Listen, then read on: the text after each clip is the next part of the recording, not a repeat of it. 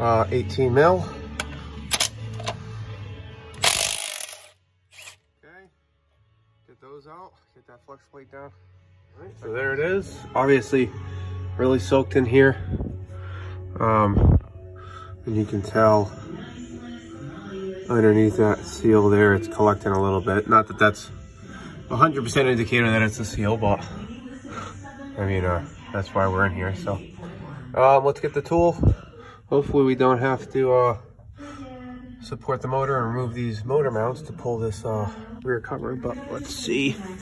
Use the flex plate. Yes, she's fine, but the car not so much. Let's see. Let's have a look Do you want us to take it at this wheel.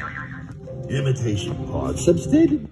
So we got seal here for a C7A for this one anyway. There's some variations of the C7. Here's the tool. Oh, it comes with pictures.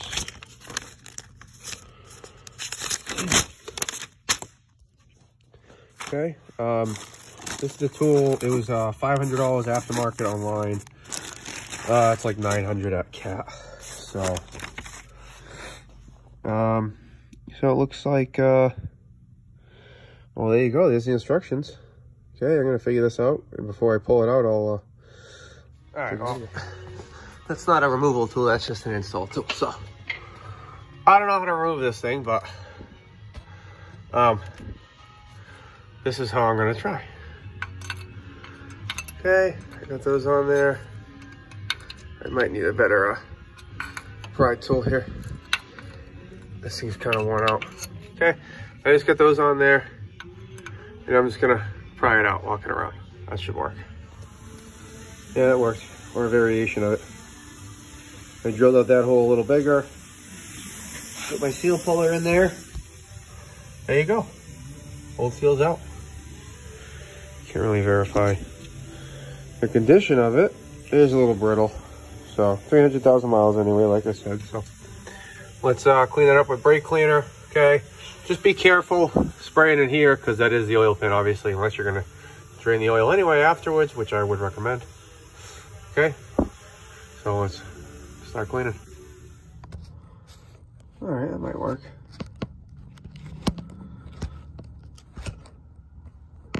All right, that'll do for now. Okay, so you got this tool on here. It's a couple pieces, right? We'll try to get the part number for that. But these just go on hand tight. Okay. And of course, I made sure that the crank was clean and there's no nicks, okay? And same on the outer sealing surface here on the rear cover. You really got to take your time and clean that stuff up good. Okay, so these are just hand tight. Okay, so then we're going to take this seal.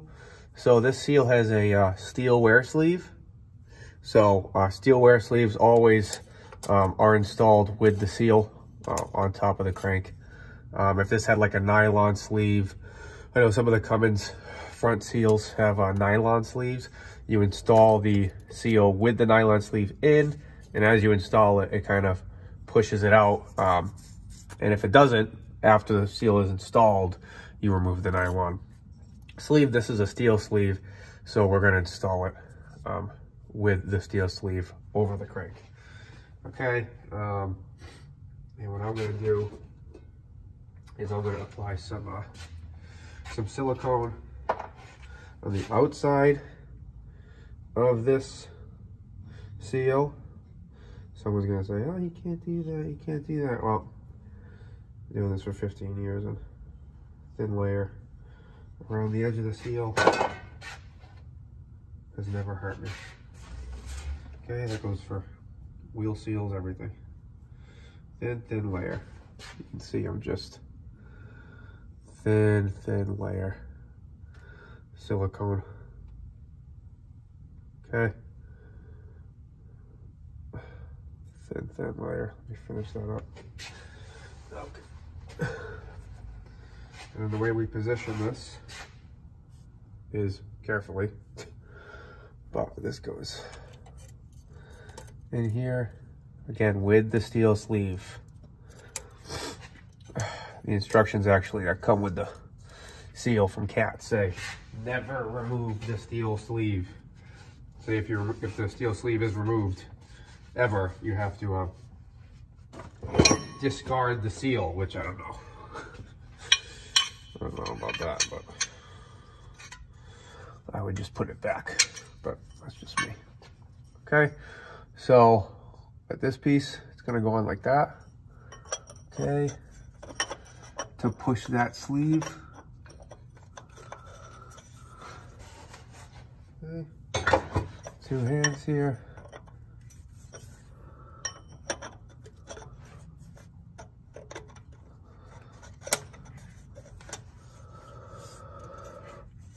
All right, so that goes on like that. And then this is gonna go over it, okay, to push the seal. And then we have this bearing and this nut, okay? And then we will slowly tighten it. All right, well, I assume the Cat installer is a little different, but basically the image of this aftermarket one is incorrect. If you do get it, it showed this centerpiece going, which makes sense with the ridge side in, but it's the ridge side, it's ridge side out, okay? So you do the ridge side like this, push it in. This really could have been one piece, which I think the Cat tool is one piece. And if it is, that's what makes sense to me. But anyway, so it's free here. So just like this over the plate, okay? And that is what's gonna drive the sleeve in with the seal. Okay, so again, just get it snug. Okay, so, and then same process. And this way, when this bottoms out against this receiver here, you're done. And that's you can't drive it too deep or install it too shallow. Okay, so you save 500 bucks off the Cat tool, but this is some of the shit you run into with aftermarket tools. So I'll just go a little more here. We'll bottom that out against that plate, and then we'll be done. Right there. Okay, back off. You don't really need an impact for any of this stuff. I don't like doing it when you're doing seals like this, you know, especially on Saturday. Okay, so that's it. You can see it sits maybe 1/8 of an inch below the surface here.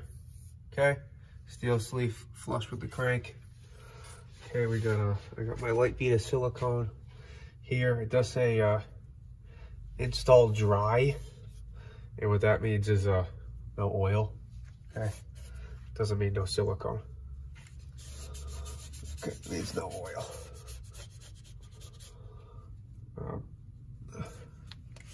Sometimes some seals you install with oil to lubricate the sealing surface. Okay, usually man-made seals, especially on Caterpillars, you don't have to do that. You're not supposed to do that. Okay, so I'm gonna take this off, and then we'll work on getting the transmission back in. So that's really it. Clean up the transmission, get this tool off, and that's the fun part of reinstalling everything. All right, just make sure while you're here, you do anything else that might need to be done. And thanks for watching, guys.